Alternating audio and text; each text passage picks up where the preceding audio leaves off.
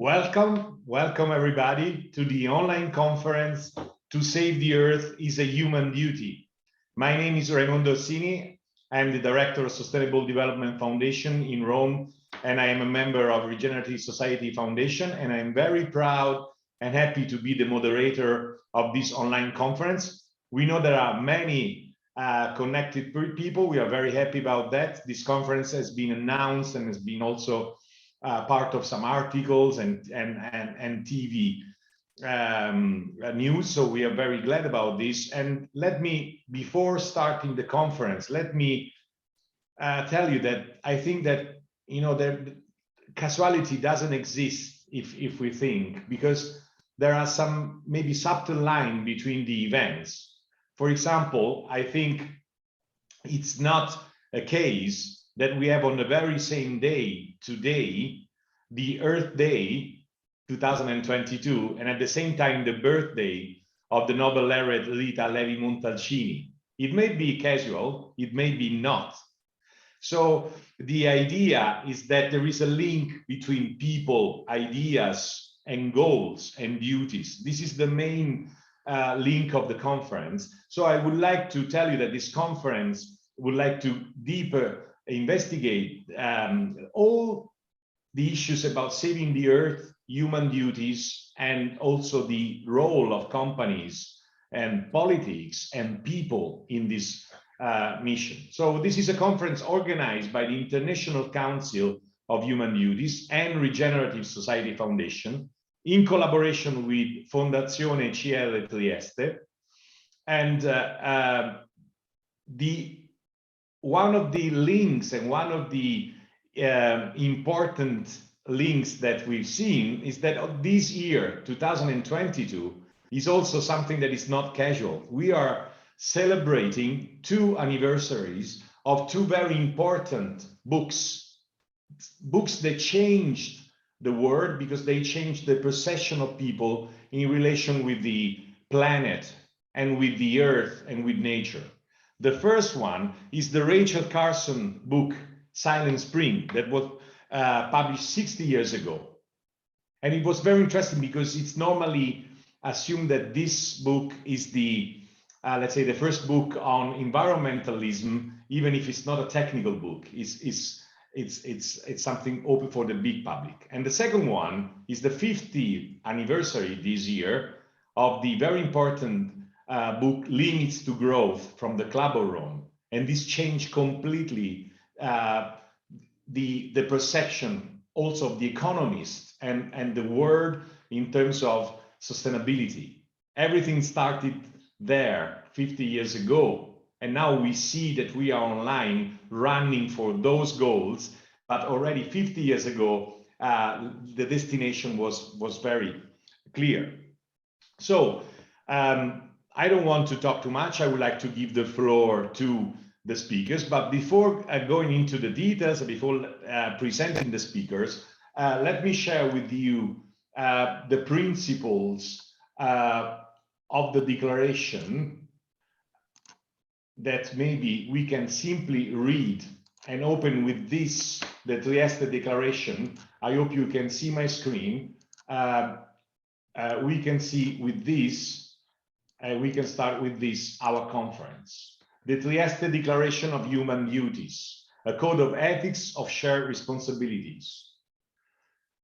First principle, it is the duty of every human being to respect human dignity as well as ethnic, cultural, and religious diversity. Second, work against racial injustice and all discrimination of women and the abuse and exploitation of children. Third, work for improvement in the quality of life of aged and disabled persons. Fourth, respect human life and condemn the sale of human beings or parts of the living human body.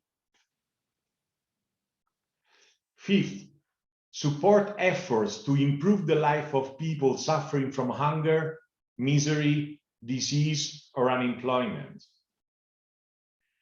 Sixth, promote effective voluntary family planning in order to regulate world population growth. 7, support actions for an equitable distribution of world resources. 8, avoid energy waste and work for reduction of the use of fossil fuels. Promote the use of inexhaustible energy sources, representing a minimum on environmental and earth risks. 9, protect nature from pollution and abuse. Promote conservation of natural resources and the restoration of degraded environments.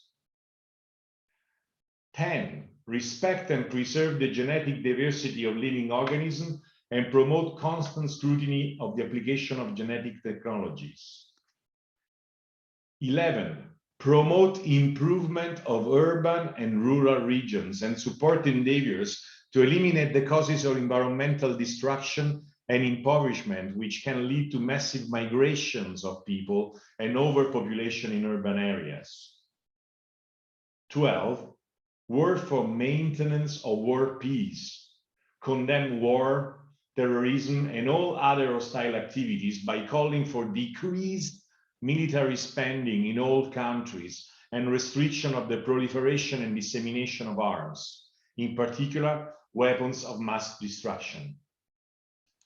I think that these principles can resume really what should be the goal of human beings. And what I find very interesting is that to link this principle to duties of human beings that are equally important as rights, and they help each other. Duties and rights, they are not the opposite. They are the part of the same matter. I think this is a very, very important message. And of course, the final and the last principle about peace and how it is important to spend less for weapons and in general for activities related to wars. This is something that in these days is very important. But coming now to the topic about the environment and saving the earth, let me introduce you about the speakers of the conference. So I will ask to show, if it's possible, to show the program. And I'm very proud and honored to have with us a panel of exceptional speakers. The first one will be Joanne Fox-Pesowski. She is a member of the board of International Council of Human Duties and also board of directors of Environmental Integrity Project, former chair of Green Seals. She cooperated with UNEP and with many environmental projects, and she will start talking about the shared responsibility for the future of the Earth in this particular day of the Earth Day.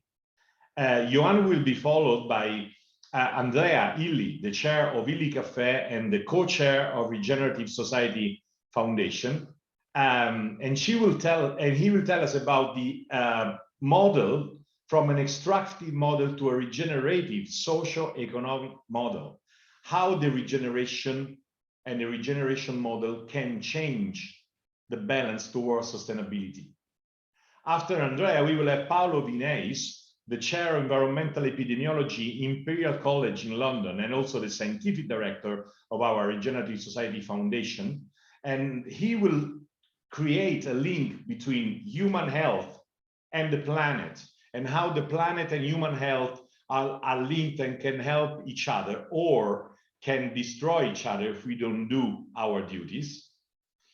After Paolo, we will have Roberto Scarciglia, who was a former professor of comparative law, and he will tell us about how protecting the environment is part of the moral duty, but also legal principles.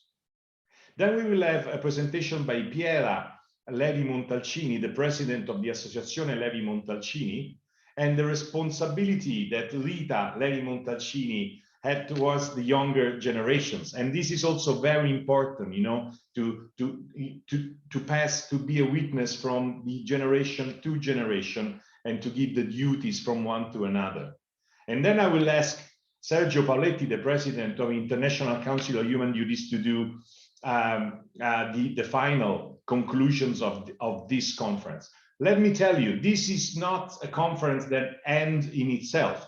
This opens up a road that we can go together, that we can do together for the next months. So if you have ideas, if you have proposals, if you have comments, please feel free to send it to International Council of Human Duties and Regenerative Society Foundation, because we may have some follow-up with one of your maybe after one of your comments, ideas, and proposals. Let's start with the conference. Let's start with Johann Fox-Brzozowski. Let me ask the speakers to have an intervention about 11, 12 minutes, so that we may have a second round with direct questions to all of you. So Johann, the floor is yours.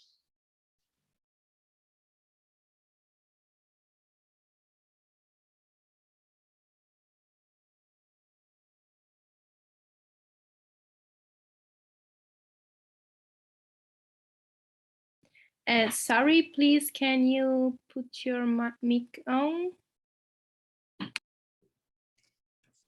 My apologies. I'm delighted to be with you today to celebrate all these milestones, and especially the birthday anniversary of Dr. Rita Levi-Montalcini, whose vision and humanity gave us the Trieste Declaration of Human Duties. In her 1991 magisterial lecture at the University of Trieste, Dr. Levi-Montalcini explained why a document of shared responsibilities was needed to accompany major historical documents, such as the US Constitution and Bill of Rights, the French Rights of Man and Citizens, and the UN Charter. She pointed out that each document protects rights, but does not explicitly mention what duties are incumbent on us all. What led her to correct this omission was the threat of nuclear power with worldwide consequences, and also her recognition that other potentially disastrous threats could undermine, if not destroy, all living things on the planet. We've just been given the latest report from the Intergovernmental Panel on Climate Change, with its alarming conclusion that the 2050 target to reduce carbon emissions,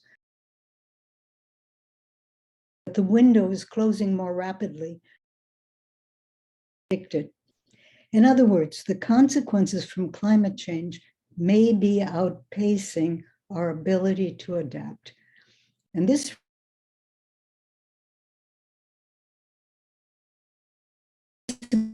appears sooner than expected. Given that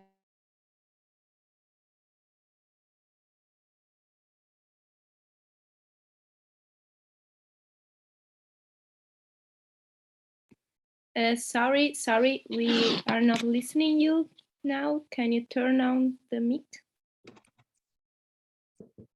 Thank you. We know it has to happen, so let's consider the most feasible actions, the low-hanging fruits, so to speak, that could produce tangible results in the near term. Here are actions in 4 areas that could propel us faster to a green economy and sustainable development.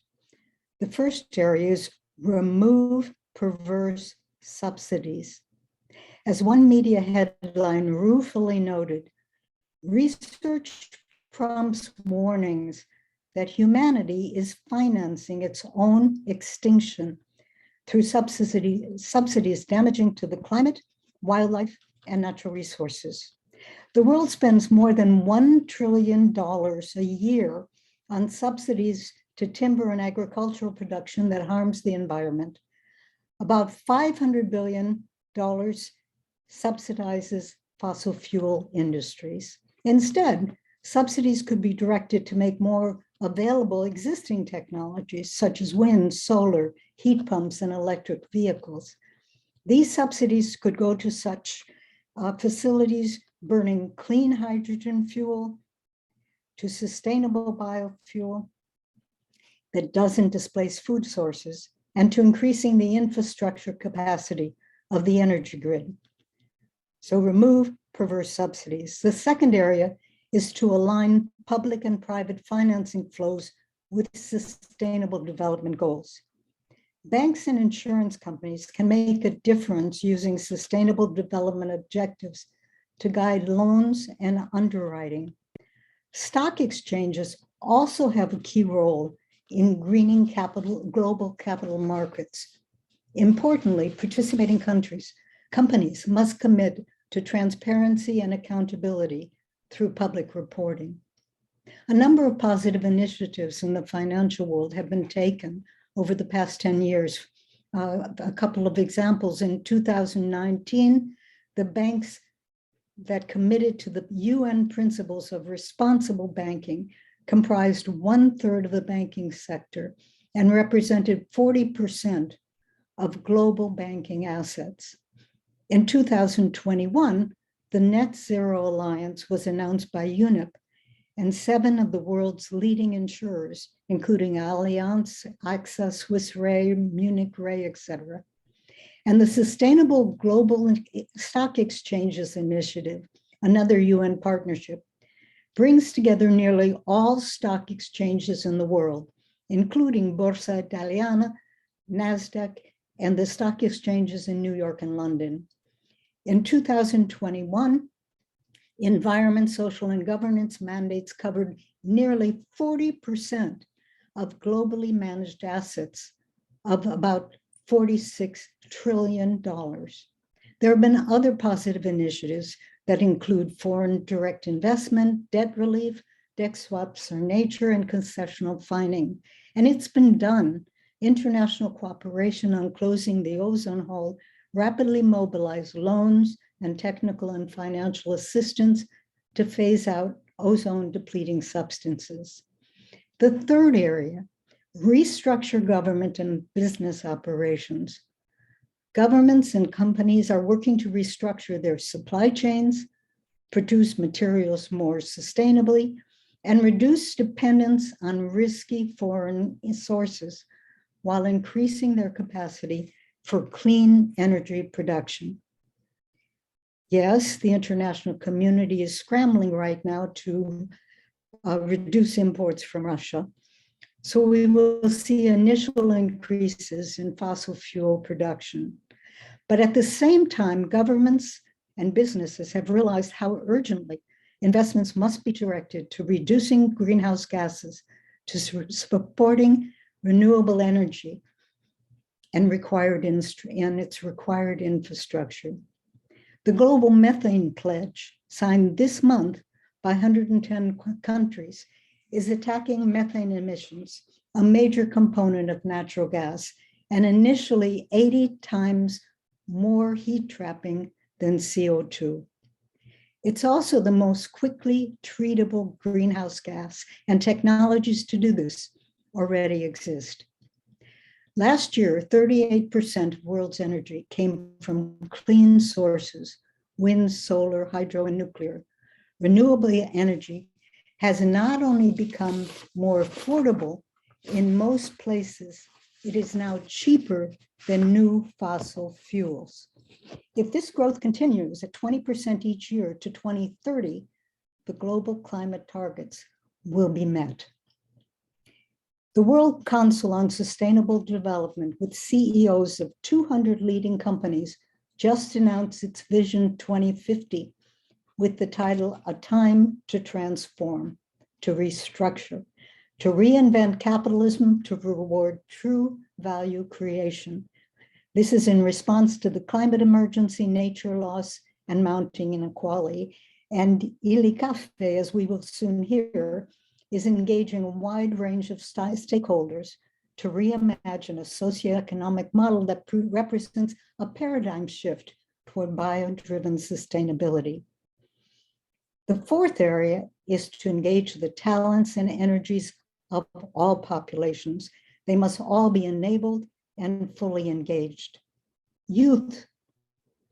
The photo of a 15-year-old girl sitting outside the parliament, Swedish parliament, on a chilly April day in 2018 brought a smile to many, but who would have thought that her solitary protests would soon become a worldwide cry? Youths believe that the older generations have failed them, and they demand action. They are now officially represented at various international fora, such as the UN Environmental Assembly, where they call for action now and serve as an ever-present conscience for the rights of future generations. People of all ages need to listen to them and take actions to safeguard their future and the generations that follow. Women in the LGBTQ communities must be fully engaged. Here we are, already well into the 21st century, yet in many countries, women remain outside the talent pool. They are not able to fully participate in their societies. The roles are assigned to them rather than voluntarily chosen. Imagine if Greta Thunberg had been born in Afghanistan, where that is returning girls and women to the environment of 30 years ago. Imagine if Wangari Maathai, the founder of the Green Movement that plants trees across Kenya, had lived in one of 30 countries that restrict women's freedom of movement. Imagine if Jane Goodall had lived in one of 18 countries that require women to obtain their husband's permission to work outside the house. And imagine if Rosa Macario, former president and CEO of Patagonia, who oversaw the protection of millions of hectares of land, were living in one of 69 countries where homosexuality is a criminal offense. Yes, all populations must be enabled and fully engaged, including the poorest and disadvantaged among us. The reality today is that while the personal incomes have decreased between richer and poorer countries, income disparities have increased within countries. And this is why attention must be given to all 12 duties expressed in the Trieste Declaration. Unless the well-being of the poorest and most disadvantaged populations is improved, the pressures for food and livelihoods will continue. And these pressures will erode even the best protections for our planet and life as we know it. I'll conclude by restating, not everything is possible for immediate action, so we have to prioritize. The areas I've mentioned seem the most feasible for results in the near term. Remove fossil fuel subsidies, align financing with sustainable development goals, restructure, re-envision government and business operations, and enable and engage the talents of all peoples. Our Common Future, the 1987 report by the World Commission on Environment and Development, defined for the first time sustainable development and noted its promise. However, without a total commitment to addressing the climate emergency, there can be no conversation about sustainable development. Today, after more than 35 years of international agreements, the targets, the solutions are clear. We have the roadmap. And thanks to the vision of Dr. Rita Levi-Montalcini, we have the Trieste Declaration of Human Duties, our moral compass to guide us on that road to a fairer and livable world. Thank you for the opportunity to be with you. Thank you, Joanne, for this excellent first speech and presentation, because I think you define very clearly the big drivers that we should focus upon, and also you made me think about how duties are important, and which is, there is an Indian word called dharma.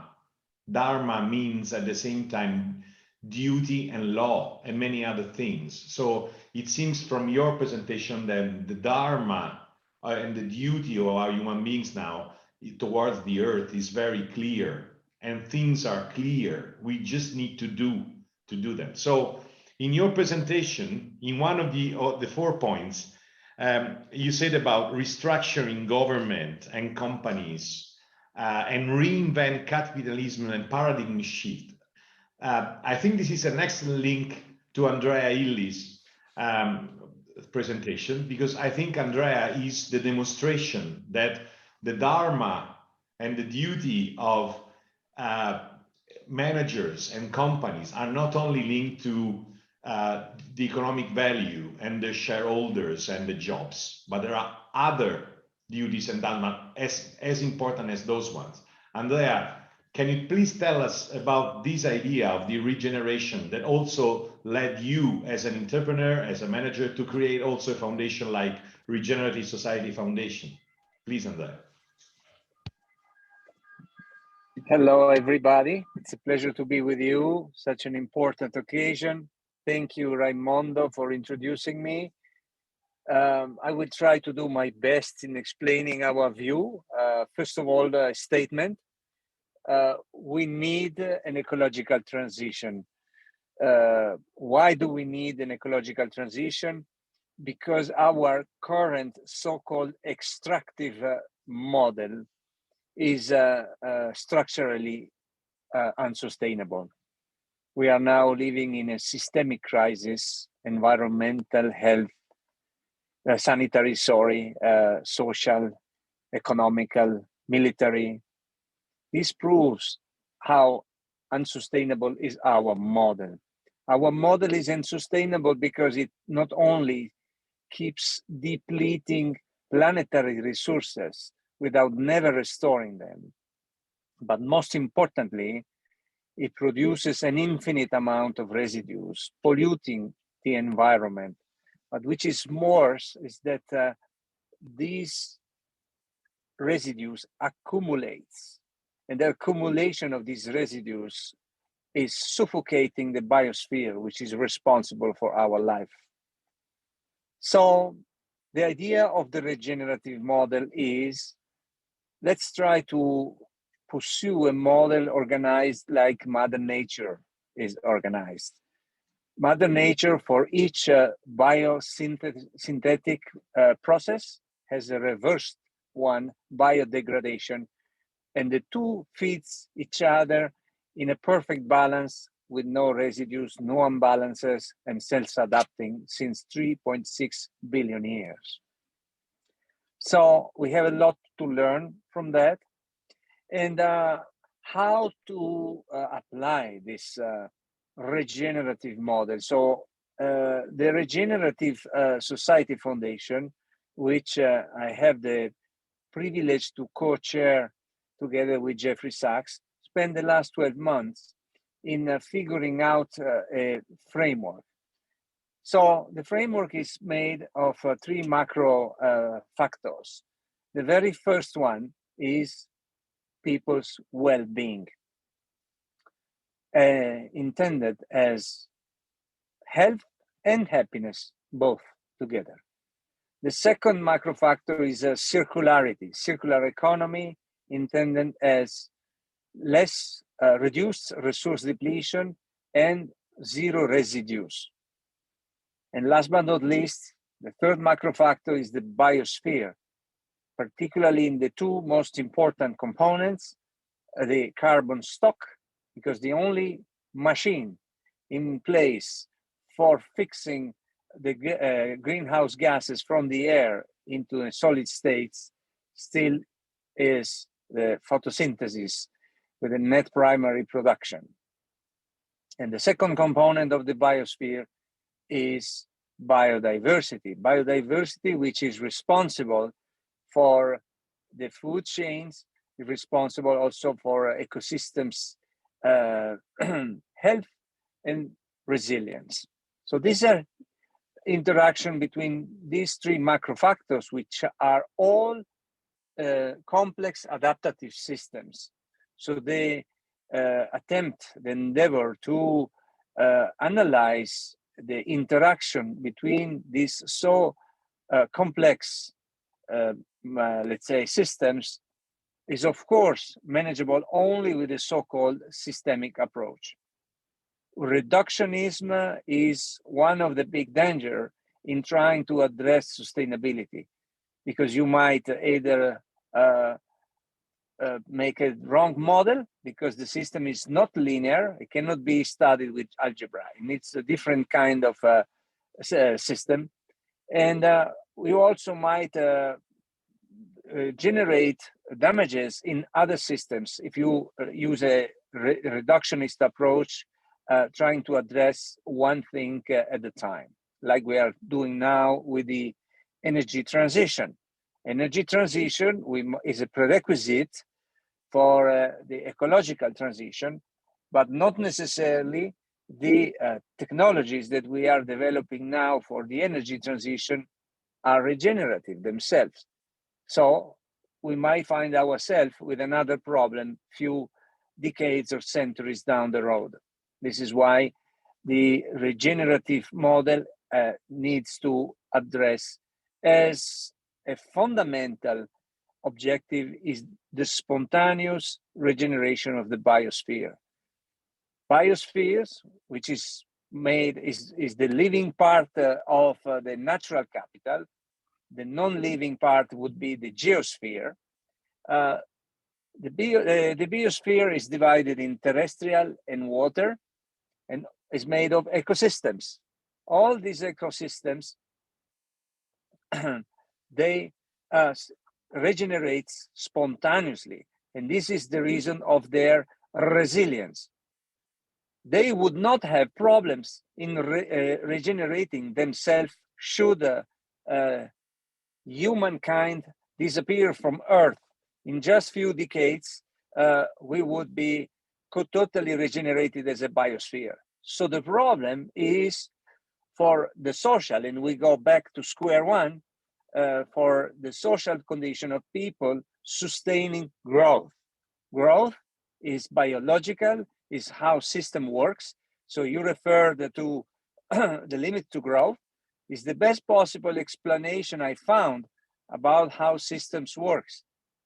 So I think that growth eventually is originated by nature, by the cellular division, which divides 2, 4, 8, 16, 32 exponentially. This is the way nature works.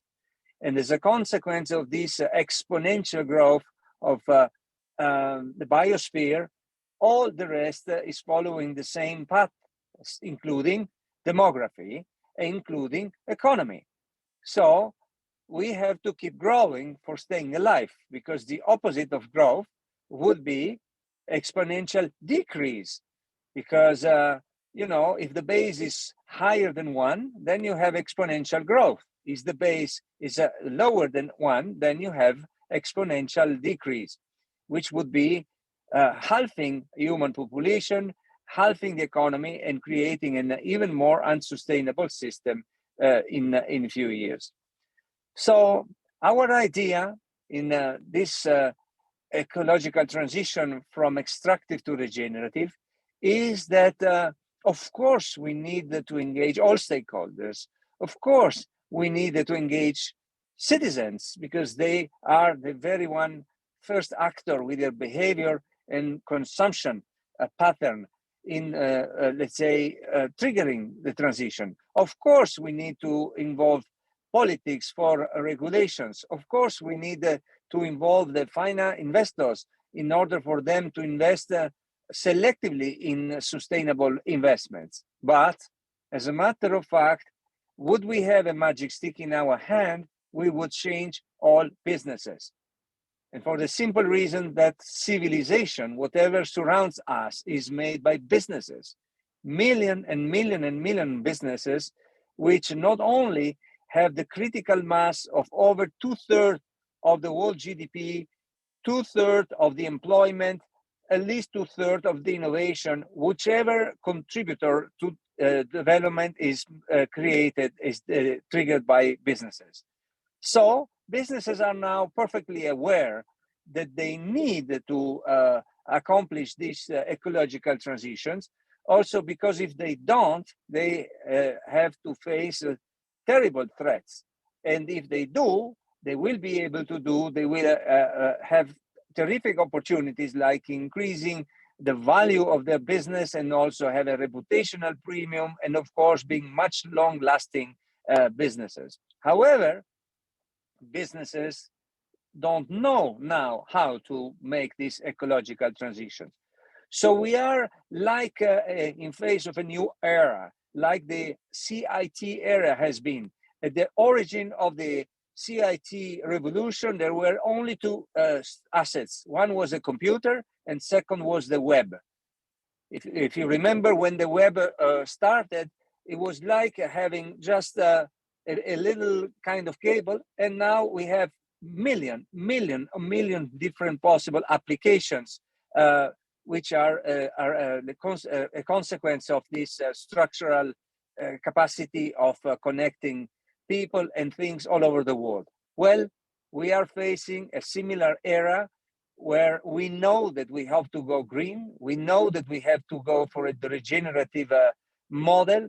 We still don't know how. We still don't know which will be the specific applications, but it is triggering an enormous revolution.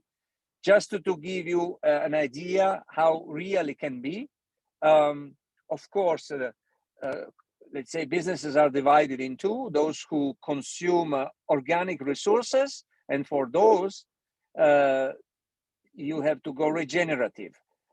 The remainder part, which are businesses consuming mineral resources, then for them, you go circular and make sure that you don't extract fresh resources, and you continue recycle the ones which have been already extracted, and you have no waste in the environment. So this gives you an idea about how many possible sectors are involved in this regenerative model, from regenerative agriculture, environmental services, regenerative urban regeneration, bioarchitecture, green chemistry, you know, this emerging synthetic biology, generating new species for specific tasks, and whichever of circular material, and so on and so forth. So thank you so much. I hope I was able to give you a view which is also practical of how we can make it and how to make it. Thanks very much, Andrea. You gave us a very clear view, and also you made me think about many questions I would like to make to you about. And I found a very good and very interesting the idea of the growth and the degrowth, because sometimes this is misunderstood by people. So what is real growth, and what are the limits to growth, and what is the sustainable growth and the regenerative growth, and why decrease can be not the answer sometimes, and can be dangerous, and how can we measure all of this, with which indicators. So you open up many good points maybe for the future and for the next conference in the webinar. And I'm sure that the next speaker, Paolo Vineis, can also open up some new horizons, because Paolo will try and make a link between the One Health for the humans and the planet. And this is another topic that is not being explored that much, especially by the public opinion and the policymakers. So I know, Paolo, it's very difficult to do this in 15 minutes or 12, 13 minutes, but now we challenge you. Let's see. Thank you very much, Raimondo. Yes, I will try to do that with the help of some slides, which are usually more effective in showing what I want to say. So I have essentially 2 points. The first point is that the extent of degradation of the environment is still unexplored, and it is probably bigger than we thought. You mentioned Rachel Carson, and she foresaw many of the problems we now observe. This is a slide coming from a very recent paper by a person who works in the Potsdam Center. The slide refers to the famous approach used by Rockstrom and the Stockholm Resilience Center of the 9 sectors of the planet, where they suggested to quantify the planetary boundaries. And this particular slide refers to novel entities, what they call novel entities, which includes, for example, plastics, microplastics, nanoplastics, but also antibiotics, chemicals. Well, the purpose of this approach, based on the different sectors of the planet, is that we are not supposed to cross those boundaries, because otherwise the situation may become irreversible, which is something we are very close to with climate change and other threats to the planet. So in this particular case, there is another very telling slide in the paper, which is about the growth of chemical pollution in the world. As you see, from 2000 to 2017 around, there has been an enormous increase in the production capacity of chemicals, including plastics, including pesticides. I'm particularly concerned about antibiotics because of antibiotic resistance. So this is a big challenge, and one of the main points of a person's paper is that only for a small minority of these chemicals we have toxicological data. The attention has been drawn to effects to humans through toxicological tests, not so much to the effects on the environment. And this is particularly concerning. Then, as Raimondo said, the second point I want to make is about health, because there is a strong link between what we are saying and health. This has been raised by Rachel Carson many years ago, and now we know much more. For example, this is the number of deaths attributable to air pollution every year in the world.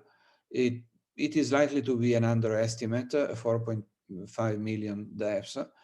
And air pollution is important not only because it leads to diseases and premature death, particularly in low-income countries, but also because it contributes to climate change. So we have a huge problem with transportation, with heating, the use of coal, particularly in low-income countries, which both lead to climate change and a burden in terms of diseases and deaths. But this is also true for nutrition and agriculture. This is a research we have done at Imperial College. It comes from a large population of about 500,000 people in Europe, in which we investigated diet and health in the course of time. We collected much information about dietary habits in the early 90s. And then we followed up these people for about 20 years. We also have blood samples from them. On the upper part of the slide, you see bars which represent what happens if you shift from a bad diet to a good diet. This is a proportion of deaths you could avoid by shifting from a good diet, from a bad diet, according to the Eat Lancet Commission, to a good diet, where good and bad refers to good for your health or bad for your health, and bad is, for example, a high intake of red meat, but also to greenhouse gas emissions. So this Eat Lancet Commission was probably the first to produce and promote dietary recommendations which refer both to health and to mitigation of climate change. And in fact, the two lines, the red and the blue lines, reflect the decrease in greenhouse gas emissions going from a bad diet to a good diet. So as you see, you have a double benefit in terms of health and planetary health, human health and planetary health, if you reduce your red meat intake and you increase legumes, vegetables, and fruit in your diet. I also refer to biodiversity because, well, erosion of biodiversity is another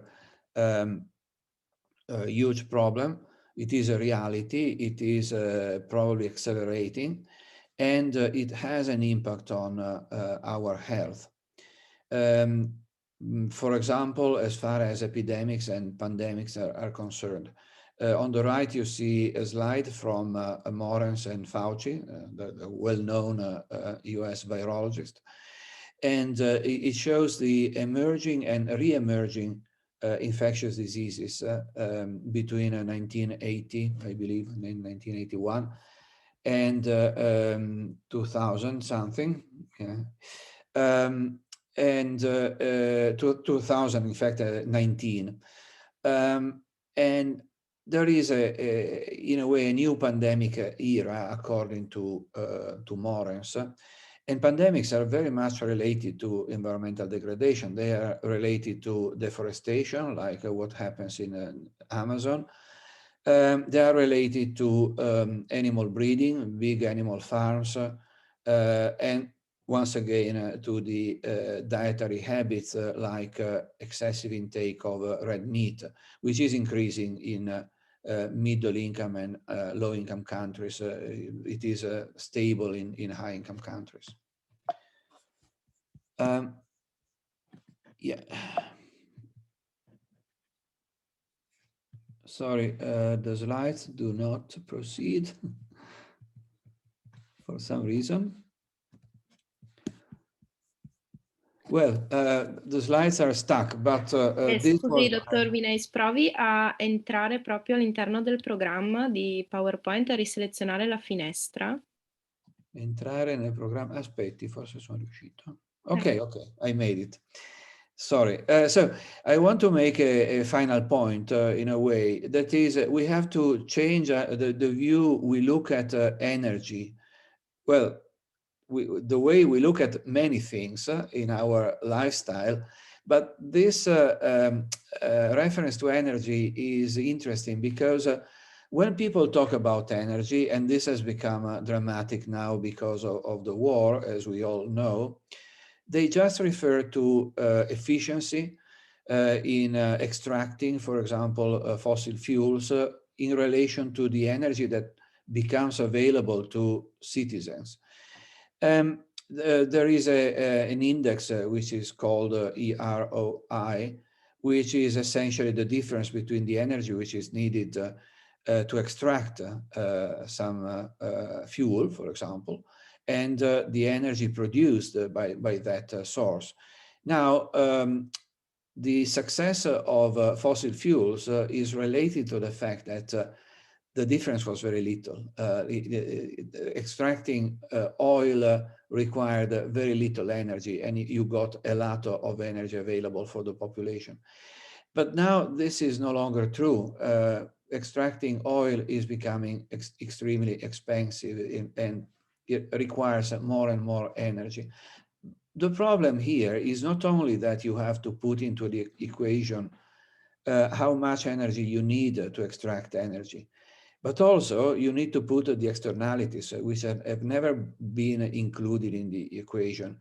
So for each of these sources, you should consider the societal impact in terms of air pollution, in terms of accidents, and so on, deforestation. And this is never done. And I think that this is really what needs to be done according to the principles explained by Andrea Illy, including, for example, circularity.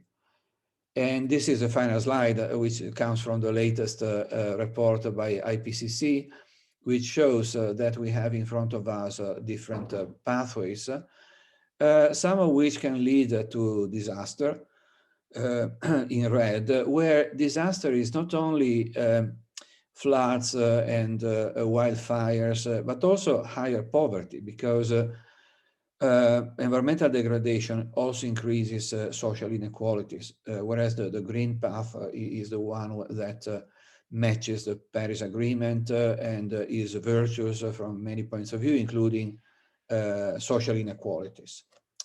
Thank you very much.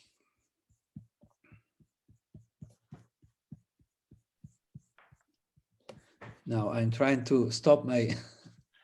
This slide is fantastic. You can keep, we can still watching it for minutes, but thanks very much, Paolo. for your presentation. I really liked the you succeeded in putting all the different part of the puzzles together, because there is a link. You show that there is a link between health, environment, but also to social inequality. And when you said environmental degradation leads also to social inequality, not only to illness, then all part of the puzzles that were all part of the Trieste Declaration, if you want. You know, there is one single puzzle, and it's very important, you know, when we touch one part, not to destroy another part, but there are also some parts that can help each other. So thanks very much for your presentation. And now we step to another very important part of the duties of the puzzle, that it's law and morality. So Kant said that there is a moral law and not only the external law of countries. So I would like to ask to the next speaker, to Roberto Scalciglia, who taught a lot about comparative law, the external law, but which is the link between moral duties and legal principles.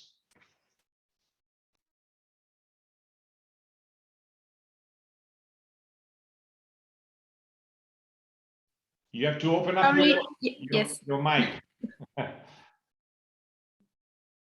So thank you so much, Raimondo, and thank you for this kind invitation. It's an honor for me to participate to this important conference. Before to give some reflections about my presentation, I won't say that the three interventions are very important for me to add to the title of my presentation, Moral Duties and Legal Principle in Context. Because it's not normal that the lawyer, the legal scholars, not all love in context about only the one state or national or provincial law. But this is a good occasion, because when we speak about moral duties and legal principle, we are speaking about dualism. And I have 3 points in my short reflection. Dualism, right and duty. The second one is moral and legal. And third one is which intersection is possible. Because when we speak about many actors, I love very much a consideration by Johann Fox about different actors, because we are in a global system, not in national system, and we have state actors or non-state actors. And also in Andreili intervention was this important role of different actors. So when we speak about moral duties and legal principle, we have to consider also the many actors, and it's not only the legal rules in Italy or in other countries or in European or in United States or other countries.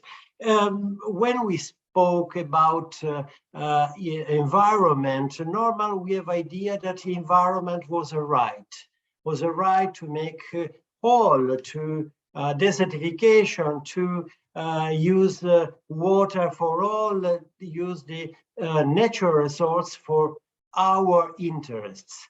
But it's not so, because when we analyze in concrete this duty, is not a duty, is not in principle a legal duty, but is also a moral duty, also a religious duty. There was Raimondo spoke about Dharma, but perhaps in all the religion we have this point, this duty. Environment is a religion. Does in the Pope Francis in Laudato Si, that was in also in Islamic religion, that was also in Hindu religion, in many parts. Also in the political religion, there is a role for duty. So we have we have this principle in ourselves, but we have the way, because Johann Fox says we have the way. And for me, it's very important to start in these few minutes from Rita Levi-Montalcini, when she points out in her Lectio Magistralis that we need all scientists. That is not for all comparative legal scholars, but interdisciplinarity is fundamental, because the environment needs all sciences, also theoretical, more practical, more legal, all, because there is a field of collaboration, absolute collaboration. And this one is important message to go beyond frontiers, beyond barriers. It's not possible to discuss about environment without forget this point of view. When we speak about right and duty, vielleicht the old constitution considers principally the environment like a right, but in the new constitution, the new transformation of the constitution, for example, the best one is a French constitution. A French constitution as a charter, environment charter, and is really important to give that duties environment, to protect environment, is a part of fundamental rights. It's not possible to separate with law by law environment and constitutional principles, because we have a structure, constitutional structure, in which environment and concept is a context in which our lives is possible to continue. And is really at this moment also Italian constitution in 2021 introduced two modifications to articles, Articles 9 and 41, in which for the first time there are new generations, future new generation in a constitution. On protect the environment is not only a right, but is a right with limitation, like we can find in Islamic theories, also in religion, is right with limitation. So when we accept this concept, right with limitation, we accept that duty as the principal expression of environment protection. This is the first. The second one is moral and legal. This dualism is classical for legal philosophers or legal scholar, because the problem is, if we have a stairs of norms, perhaps the complex legal system is not able to protect all the interest. Because when we consider the environment not with the object, but like the other, when we speak about other people, the foreigners, the other, so we speak about collaboration, we accept the foreigners, we have to respect, like other person, like other people. And so, for example, the civil system are not able to resolve this conflict between legal norms and ethical norms, universal norms, because where I Stufenbau, like Kelsenian words, and so the constitution, law, and vielleicht customs, perhaps. And my idea is we have to find an intersection. So, which is the way, the best way to promote this intersection? perhaps I like very much what happens in the common law system when is the judge to promote principles, precautionary principle, or to restoration the damages. So it's very important at this moment, dialogue between courts, American courts, Australian, Italian, because only with the dialogue between courts is possible to accept the same principle. And when we discuss about the question why in this country they changed the rule for the judges, is there a limitation of freedom of judges? Because that one is in opposition with the dialogue. And when the judges dialogue, not only in the state but together, it's possible to give force to this way, as John Fox in like a picture design. So we have to create an intersection set. It's not possible to determine this intersection set by laws or criminal laws or environmental laws. But I think that we have two possibilities. And the first one is education. I think that we have to promote education in every moment, from primary school to university. Education, environmental education, is the basis for the children to promote these values. And the second one is for that university has an important role for that. And second one is research and innovation. But innovation is innovation to restore, to promote all actions. And in Andrea Illy intervention was really defined this question. So this is a role more important for promoting a new vision of these values, because it's really important that these values are in the Charter of Trieste. And finally conclude, this article of this Trieste Declaration 7 to 10 that Raimondo read before are the basic point to develop a global charter for duties, because Trieste Declaration is the principal point, not political, but to transfer in all the people this principle. And universities of the world, the schools, and are principal actor with the state, with other societies, other investment actions, because education is primary for environment. Thank you very much.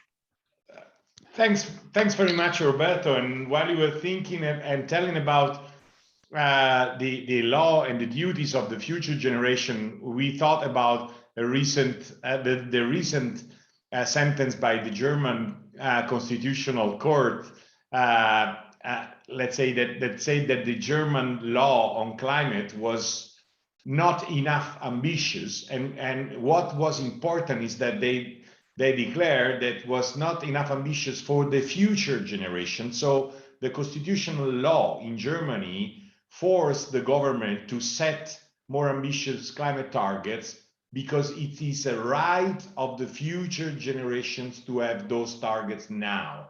I think this is a fantastic example of the link between rights, duties, and future generations. And thanks also for having talked about the future generation, that is the meaning of sustainable development. It's exactly to preserve the possibility of future generations to, let's say, to fulfill their expectations and goals and wishes. So let me introduce now on this theme of the responsibility towards younger generation and how much Rita Levi-Montalcini considered this theme as crucial and central. Let me introduce the presentation video from Piera Levi-Montalcini, president of the Associazione Levi-Montalcini. Can you please launch the video? Thanks. Buongiorno, buon pomeriggio a tutti. Grazie a tutti voi che siete qui presenti anche per ricordare zia Rita. È questa un'impresa a cui mi dedico ormai da 10 anni, in cui ho bisogno dell'aiuto di tutti. Vorrei che zia Rita fosse ricordata perché veramente ha lasciato un segno nella storia e ha lasciato un segno nel modo di insegnare ai ragazzi parlando loro semplicemente e cercando di trasmettere loro quelli che sono i capisaldi del nostro modo di vivere e del rispetto tra le persone. Penso che avesse una capacità di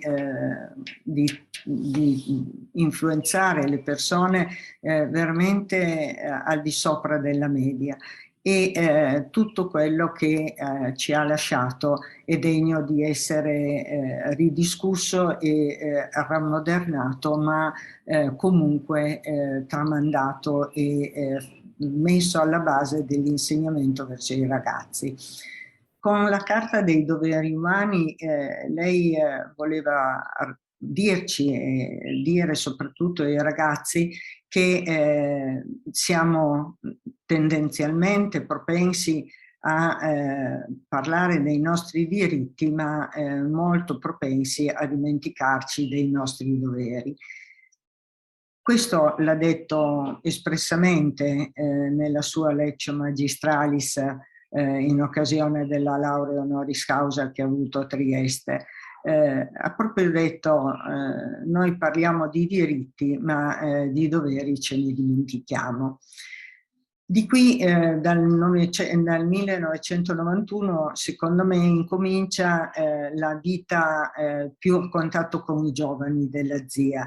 In fondo lei diceva che l'insegnamento l'aveva sempre giudicato prima un momento di distrazione dalla ricerca che le interessava di più e che la appassionava tantissimo e quindi dover interrompere per andare a insegnare era per lei una sofferenza. Dopo il Nobel invece questo diventa la sua missione, quello che la appassiona di più e il fatto di poter parlare di quelle che era stata la sua esperienza e la sua vita e di poter comunicare e tramandare quello che i suoi genitori le avevano insegnato era diventata la sua missione fondamentale. Subito dopo la Carta dei doveri umani, infatti, istituisce la Fondazione Levi-Montalcini che si propone di aiutare i ragazzi a scegliere la propria strada, a trovare il proprio talento e a pensare che quello che potrebbe essere visto solo come un hobby può sempre diventare un lavoro che appassiona. Quindi di qui l'opera che viene lasciata ai centri di orientamento e successivamente passa poi a me nel mio lavoro. Io oggi quando vado nelle scuole parlo sempre della Carta dei doveri umani. Mi sembra che sia indispensabile ribadire ai ragazzi che anche con il rispetto, anzi solo attraverso il rispetto dei propri doveri, si può vivere e convivere in maniera pacifica e in maniera anche proficua e utile. Per noi che andiamo nelle scuole la Carta dei doveri ci riporta sempre al combattere il bullismo e a combattere tutte le forze, tutte quelle forme di sopraffazione che oggi purtroppo si esplicano in maniera differente da allora, ma che sono altrettanto dannose e altrettanto nefaste. Molte volte infatti vediamo ragazzi vittime di bullismo arrivare addirittura al suicidio oppure avere dei traumi da cui difficilmente riescono a salvarsi. Con la Carta dei doveri il primo punto, che è quello del rispetto della dignità umana, è il più importante e infatti è il primo. Proprio la dignità degli altri va rispettata e ovviamente questo insegnamento arriva da una persona che ha subito proprio il non rispetto della dignità umana. Le persecuzioni l'hanno vista scappare, nascondersi, rischiare la vita più di una volta, per cui quello che lei ha vissuto non voleva che fosse vissuto da altri. Vi ringrazio per l'aiuto che mi state dando e mi auguro che questo aiuto continui. Per me è un lavoro incessante, è un lavoro anche talvolta difficile, ma è un lavoro a cui mi sento chiamata quasi, diciamo, per chiamata, come si suol dire, nel senso che penso che quello che la zia ha voluto tramandare sia mio dovere fare in modo che venga tramandato e che venga recepito dalle giovani generazioni.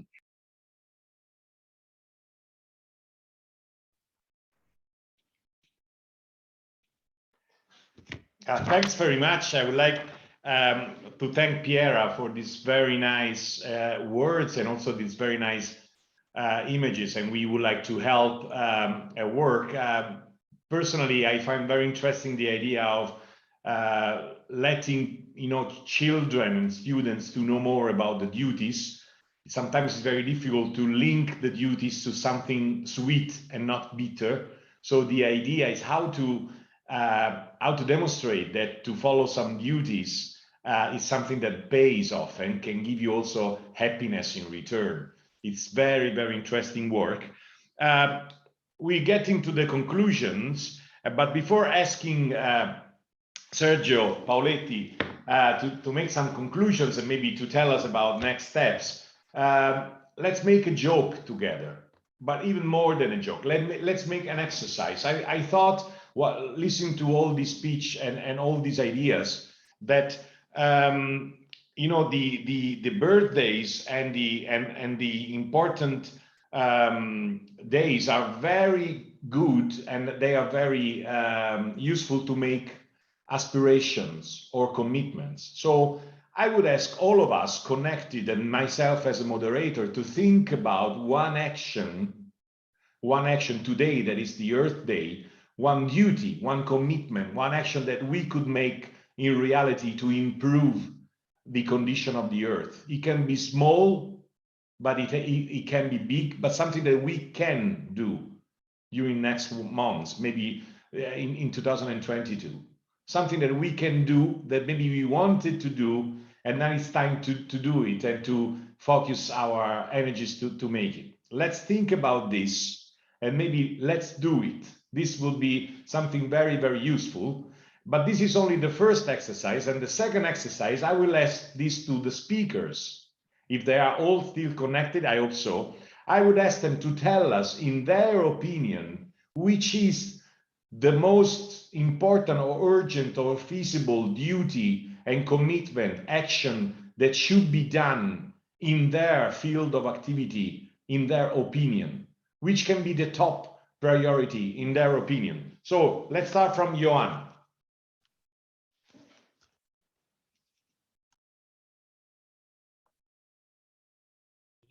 Okay, thank you. That's a tough question and not so simple, as you said. I think one commitment that we can make on a daily basis is to think that what I can do personally in my profession, in my business, in my living habits, while thinking, what do I owe to future generations? And I think everything follows from that. Protecting the planet, trying to aim for peace between peoples, and helping people who are less advantaged than we are. What do we owe to future generations? Thank you. Okay, thanks. Andrea, from your perspective of a company, of business, and of stuff for the regenerative model, which is can you pick up one priority?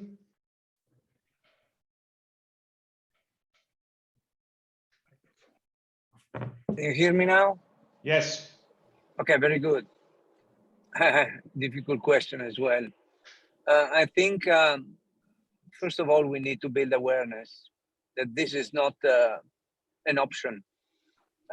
It's an imperative. And so that we have a planetary call to action, but not by words, by action.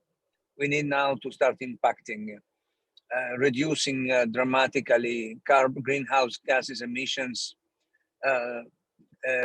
stopping, using land use, and stopping this degradation of the environment. This all starts from our behavior, as I try to say. Nature will be able to regenerate itself on its own spontaneously, should only human beings stopping polluting. This is what we need. And I think it's also, besides education, is about the media. I see with the interest that there are some interesting entertainment programs centered around sustainability. This, I think, is the right way to go in order to build some social awareness, even from people who are not involved directly in a business activity. Thanks very much. Paolo. Yes. Well, I think I have a simple and clear answer, which is we desperately need an international organization that takes care of all these problems, because we have seen the weakness of organizations and states in front of COVID-19. And I'm afraid we are not talking about a preparedness to future pandemics. In general, I see a lot of weakness on the side of the United Nations. Though they sponsor the COPs, COPs, and also IPCC, this is not enough because it's not politically compelling. So I see the strong need for an international organization that becomes sufficiently strong to oblige the states to put in place all the measures that are needed to contrast the climate change and environmental degradation, in cooperation with the business world, with industrialists, and well, that's a completely different topic, and Andrea already mentioned it. But we have to cooperate with I would say, the good business against the bad business. Thanks very much, Paolo. And then Roberto for the final priority. Microphone. That is a difficult question, but I think that we have two different levels. A general level, so we have to contrast pollution, to have to promote new ideas. But I think the solution is also everyday life for all the peoples. I can explain to my students that is really important. The duties. I was a professor of comparative constitutional law. Duties are more important than rights at this moment. And then in everyday life, what I can lose, what I can leave to the other, what there is my renunciation, what I have ready to give to the other. That one is respect for myself, respect for the other. And so we can have important program, but when the judges give an interpretation not correct with this principle, the legal questions are not oriented to this principle, because normal in all tribunals or in the courts, right. But we have to begin to discuss for this perspective for Rita Levi-Montalcini, but we have to discuss by ourselves first. And then at general level, because general level is prescriptive or not, or is a declaration. But we want the Trieste declaration begin every day more consistent for all, for the children, for the young, to give for the next generation to start in this moment to protect the environment for the future. I think that every man, every woman, every human beings must give something for that. Thanks very much. Thanks to all the speakers. And Sergio, we are now concluding the conference, and I have to ask you, which is your perception, which is your feeling and your feedback about what we discussed? I think that we open up many doors, and each of these doors can be the center and the content for one single conference in the future. So what is your perception? How can you conclude this online conference? Thank you. I think in a way, it's not a joke. It's no conclusion. It's just one step forward.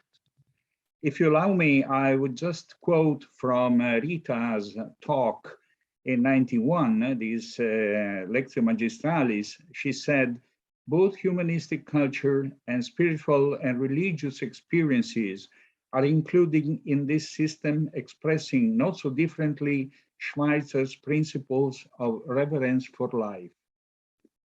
Moreover, she said that believing that composing a bill of duties suffices to solve the huge problems mankind is called to face nowadays would be a utopia. Nonetheless, scientists, duly supported by rulers, must develop this project. So really, in a way, I would say that on the birthday of Rita Levi-Montalcini, today's meeting has been really a demonstration of what she was proposing, and really with a far-looking view. We heard very, very exciting contribution from different points of view, which is multiculturality and multidisciplinarity.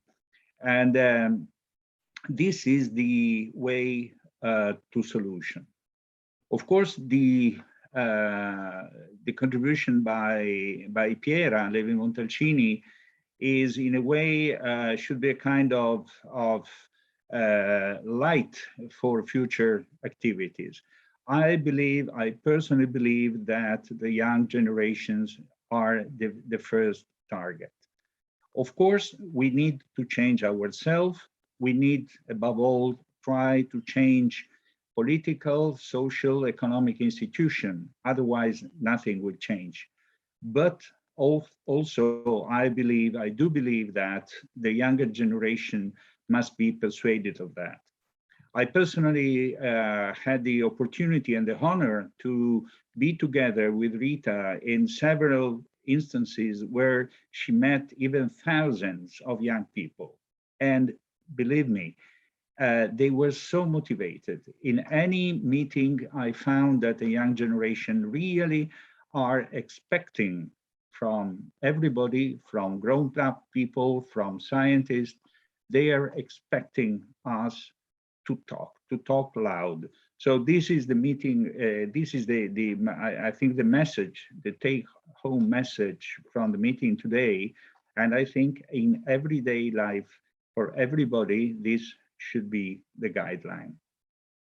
Thank you.